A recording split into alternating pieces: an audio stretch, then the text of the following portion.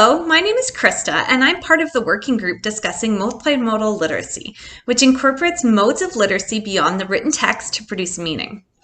In this day and age, we interact not only with literacy in the traditional ways, who doesn't love to curl up with a good book, am I right? Or, I love debating with people. But we also interact with text in other forms that we may not be even aware of. Listening to music, watching a television show or movie, especially with subtitles, texting one another, using social media, playing video games, watching or making YouTube videos, taking photographs, arts of all mediums. I mean, the list is endless. Our linguistic repertoires have expanded exponentially over the last few decades, largely in thanks to technological advances. As a result, our students interact with those multimodal forms of text on a daily basis, and so it only makes sense for us as educators to utilize these new forms of literacy in our classroom instruction. Our literacy activity is going to demonstrate incorporating the use of images and creating comic strips into a lesson about story writing. Comic strips are not usually a common source of literacy utilized in the classroom.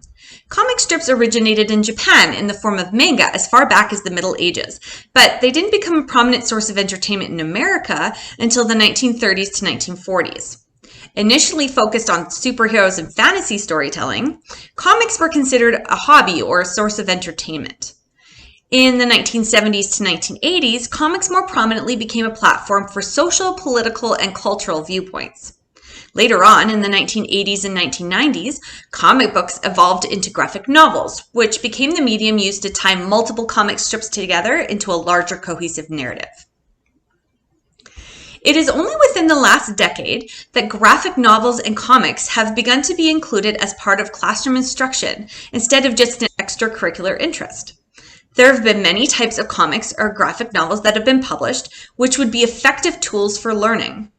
Covering topics from history to social issues and available for all ages, graphic novels can become an essential part of any classroom. Essentially, a comic strip or book is a short story that combines text and images to convey a message, while also leaving room for individual interpretation.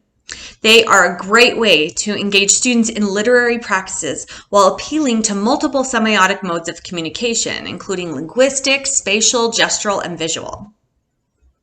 In addition to using comic strips for our learning activity, we will also be challenging our students with interpreting an image prompt. As with graphic novels or comics, images can be used to display meaning and complex ideas or concepts. Students will need to examine all aspects of the image, from uses of color and shapes, the expressions of the characters, the setting in which the image is occurring. Students will continue to connect the parts of the image using their previous experiences and their sense of identity to try to create meaning. Images are able to portray both implicit and explicit information, and the students will learn to become aware of these messages. With practice, students will become comfortable expressing their understanding and ideas through multimodal modes. Now, I'm going to pass it off to Laura, who's going to explain how comic strips can be used to create a meaningful story. Hello, my name is Laura. We are going to, as a class, read an example of a comic strip and then analyze it as a short story. So, looking at the comic, "Hey, Francis, give me a hand. What are you doing? What does it look like? I'm preparing for the mother of all snowball fights. Help me build up my supply of ammo." "Okay, that's it. Keep making 'em. You can never have too many snowballs." "What an arsenal. I think we're ready to start the battle." "Scout out the area and see if you can spot the enemy." "Right. Say, who is the... Pow!" This comic strip tells a quick story that would not portray the same meaning without the additional support of visual and spatial design. The use of gestures and space in the images expand on the words written on the page, creating more substance in the text.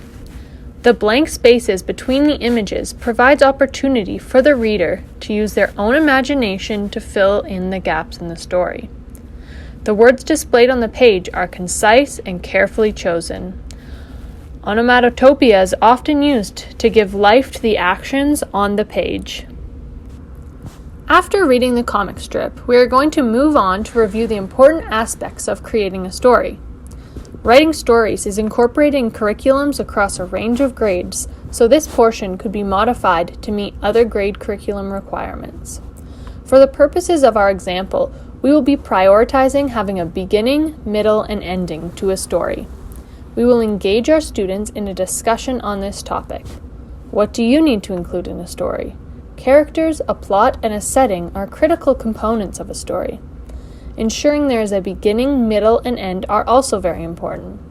What needs to be in the beginning? What about the middle and the end of a story?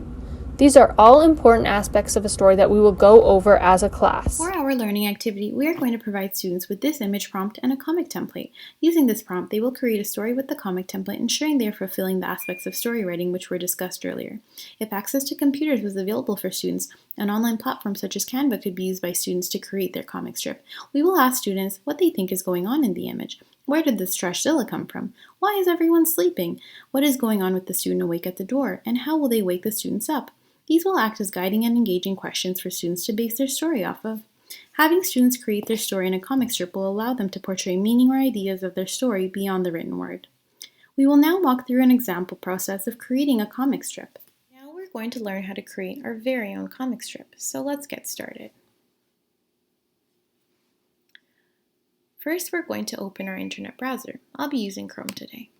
As you'll notice, I'm already on the website that we'll be using to create our comic strip. The website is simply www.canva.com.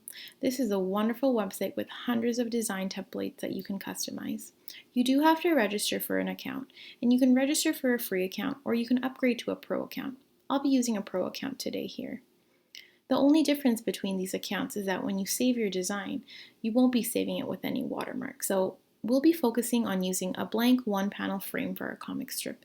If you want to find a few other design templates, you would simply search up comic strip in the search bar, and you'll come across a multitude of designs. Before starting our comic strip, you would want to write your ideas down for your comic. A comic strip is no different than writing a short story. It needs a beginning, middle, and end. Write down your ideas for the characters, settings, expressions, and even speech. Make sure that each part has some action and that your ending will leave a lasting impression. Some of the primary elements you want to focus on when you're writing your short story for your comic strip are the title, the setting, the problem, the events, and the solutions. You want to focus on the scenes and actions that are going to occur, the characters that are present, and the landscape and the props. And then lastly, the actions. So let's focus on the setting. Since we are focusing on a climax, I think we're going to focus on Megaworm and Trashzilla being outside. And I think I want to situate them into my comic before I add a few of the background elements, like for the landscape. So if you want to choose a few characters, you would simply click on the left menu that says Elements. And we're going to find our Megaworm. I'm just going to type in worm, and I'm going to see what we come up with. I'm liking this. So this was the worm that I used in my last comic. And we're going to situate one of the speech bubbles up here so we can make room. And since he is Megaworm, we do want to make sure we focus on his size.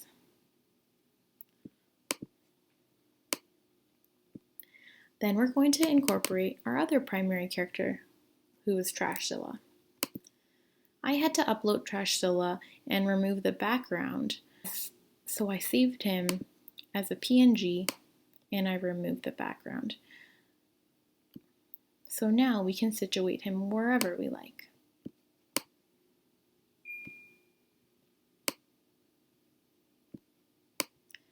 Since Megaworm is quite big, we're going to make sure that Trashzilla is a little bit smaller in scale.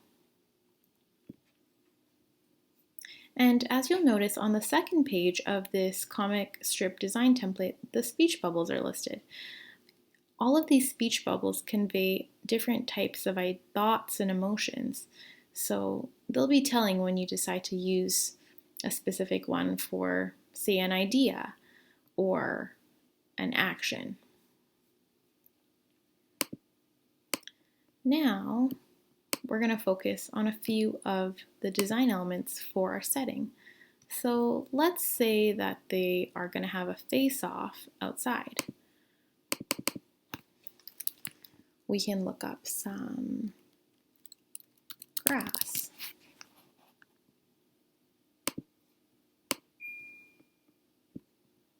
And we're going to stretch this.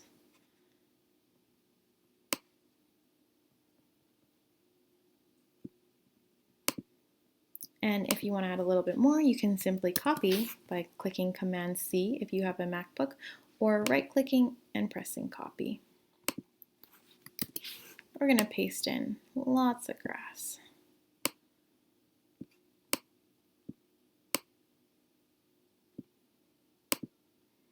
So now that we have a little bit of a setting, I'm going to add a few different elements. I'm going to add a sun, some clouds,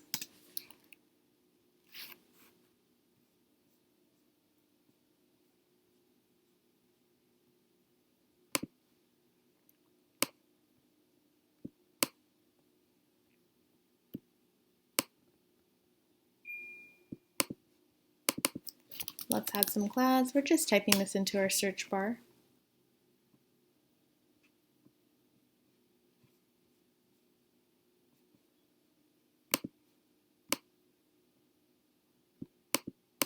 We're going to copy that and paste it again.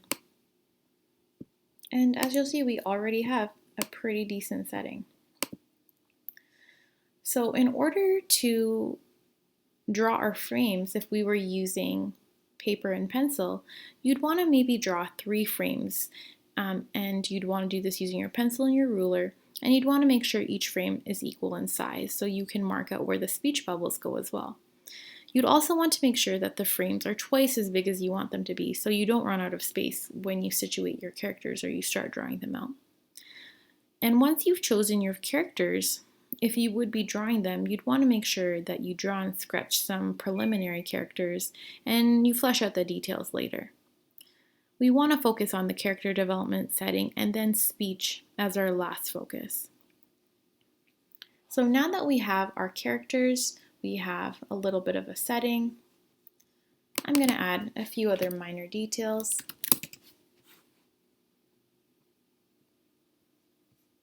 Let's add some birds.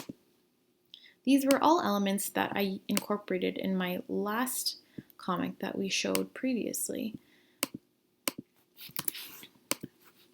By using some of the same elements of design in your next comic, you will be creating a sense of sequence and continuity. And I think this is important, especially when you're crafting a story and you want it to flow nicely.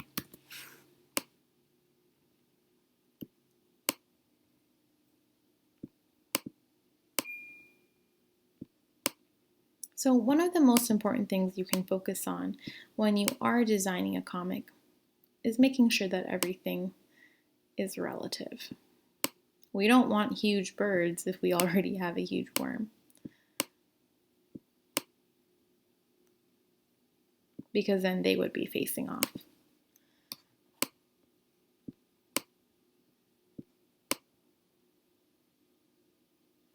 Okay, so now that that's done, I think we're going to be focusing on some fire breath, because I think that'll be a creative way to give our super worm some superpowers. In my last comic, I did use a student that came up with the idea to use worms to defeat Trashzilla, and that was a focus on the middle of the story.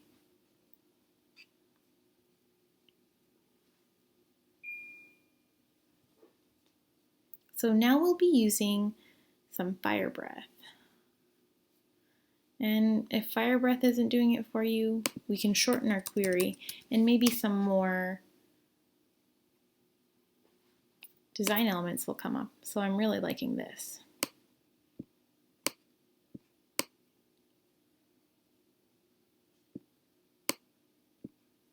And you can always change or rotate your elements by clicking on the little arrows.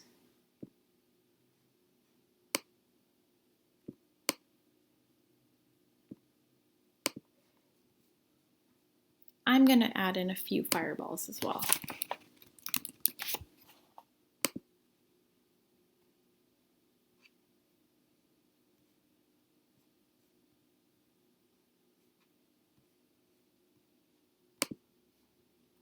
We're going to rotate this so it's facing Trashzilla.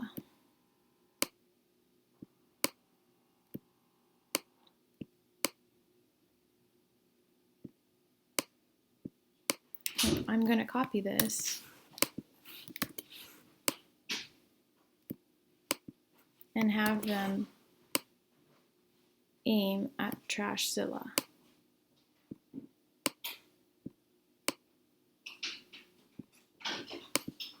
And there you go. We've created the climax, and now we just have to add our captions.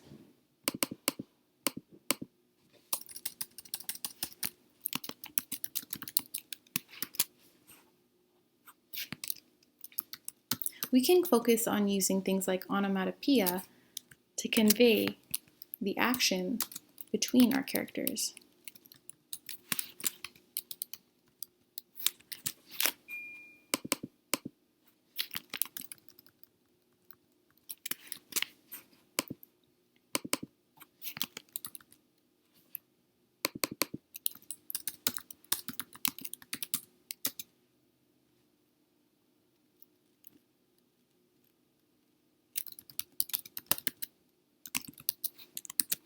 So as you'll see, I focused on pretty simple captions, but they convey quite a lot for this part of the story. Mega Worm throws fireballs, exclamation mark, take this, boom boom pow. And so I might make this a little bit more bold. And if I can't make it bold, I'll make it bigger.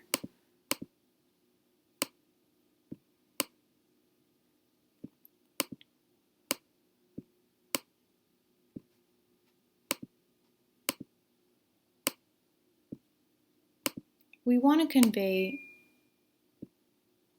a sense of feeling or emotion between these characters and their interactions. So it's important that you pay attention to the words that you're using and how big your speech bubbles are. And there you have it. This is our finished comic. We would continue this story in our next series of comic strips to focus on the end. But this was just a fun little way to create a comic strip on Canva. Hello there, my name is Nicole, and I will be talking about the different ways that we can extend our activity. So this learning activity can be extended by asking students to consider the different perspectives within the story. For example, how could the story be told from the perspective of Trashzilla? Or can the sleeping students perceive what is happening through a dreamlike state? Or maybe they wake up halfway through. Well, what would this experience be like for them? What do they see? What do they hear? And how do they feel about it all? Writing stories from different perspectives can help students to foster empathy for different points of view and experiences. This is an important life skill for students to develop, as they will likely encounter many different types of people in their lives that have lived different things than they have. There may be some students who need additional guidance or support with this, so you can provide that through group discussions with the class or in smaller groups while asking them questions that help them to consider the different points of view. This activity can also be adapted for different grade levels by complicating it or changing the focus. For example, the length could be changed. So for younger students, you may ask them to just do one line, so one comic strip. Or for older students, you might ask them to do several pages, helping them to develop more of a story. You might also ask students to develop more dynamic characters within their comic, or express multiple viewpoints in it, or maybe you really want to zone in on one particular aspect of the story, like the setting or the beginning of it, and help them learn how to really develop that part of it. Comic strips could also be used in different subject areas. So you could have your students create one to express a chemistry concept, or a timeline for something in science or social studies. You could also have them create a social studies caricature, like the ones that they analyze for writing papers. So in this case, they would be almost creating the prompt instead. So they would have to consider how they're going to communicate through images and visuals, their different thoughts, so that someone who's analyzing it understand those and see what they were trying to express. So as you can see, there are many ways to adapt this for different grade levels or subject areas. Another way it could be extended would be to animate the comic strip. Depending on the resources available to you at your school, students could use computers to make videos with their comics, adding different sound effects, music, and potentially some physical movement to it. This would bring in the audio mode of literacy. That would help them to consider how the story influences the sound effects or music that they choose, but also how those two things can influence and shape their own story. Today we've looked at integrating comics into the classroom as another way to learn about storytelling and writing. Using multiple modes helps students to understand and think about stories and their aspects in different ways. It allows them multiple entry points into learning and strengthens their critical thinking about different forms of literacy. So as we come to the conclusion of our presentation, we would love for you to consider the following questions. How could you see yourself using comic strips or other forms of multimodal literacy in your classroom? And how do you think multimodal processes can help students to engage in creative thinking and understanding? Thank you so much for listening to our presentation. We hope you enjoyed it and that you'll be able to take something from it into your future practice. Thank you so much.